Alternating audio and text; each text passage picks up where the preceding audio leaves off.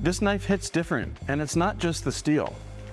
I love this 170mm Bunka from Touroku Sakai with a blue super carbon core stainless clad. It has that classic Bunka profile with an aggressive tip for precision cutting, a very slight curve up front, which lets us do shallow rock and chop. But if we try to do that rock and chop high, as soon as we pull back to then push forward, that tip might get stuck in the cutting board. So this really excels at tap cutting, pull back, push forward. This flat profile makes a lot of contact with the cutting board at once for great mincing. I also really like that flatter profile for those times that you might want to macerate something on the cutting board. You're just making so much contact and it really breaks that food down in a quick manner. Blue super carbon steel really earns its reputation. 63 on the Rockwell scale, so it has fantastic edge retention, not only because of the hardness, but because blue super has really good wear resistance. It also takes a screaming sharp edge and it just glides through food. Now I mentioned that it is stainless clad, so if you get up close here, you can see that we got a little bit of tarnish down low, but the majority of the blade is stainless, so a lot less carbon steel that you have to contend with. Allow that tarnish to develop. It's a patina. That is an oxide layer that builds up, and when it builds up, it helps as a light protectant against rust. Now make sure if you're cutting citrus or other acidic foods, wipe that off quickly. And when you put your knife away, make sure that it is put away bone dry. I love the blade and edge geometry, 2mm at the spine with a full flat grind. So it's very thin and it'll pass through food easily, but it's sturdy where it needs to be. And once again, with this Bunka clip, it is very, very precise. So if I want to get in and do a fine dice on an onion or a shallot, it's going to work perfect for that. 15 degrees on the sharpened edge geometry really helps with that sharpness. All of that being said makes the knife really functional, but I really love the way the knife looks. It has that understated migaki finish. Migaki means polished. And when the patina develops on the carbon, it contrasts with the stainless clad, but that goes in line with the handle. We have the flame burnish on the octagonal handle. Love this octagonal handle profile. It makes for a lot of comfort and control when you employ that pinch grip. Pinch on the handle, pinch on the neck, or pinch up a little bit higher and get your middle finger in the choil here. If we talk about another detail that I love, this choil has a rounded over edge, so it makes it very comfortable for extended use. This knife has perfect balance. It's not falling forward or backward, and it just easily becomes an extension of my hand. When I'm using this Bunka, it's like it's doing the work for me. I'm not forcing it, and that really helps my cutting become more confident and more enjoyable. You can find this Touroku Sakai Bunka in our shops, online and Denver. Thanks so much for watching.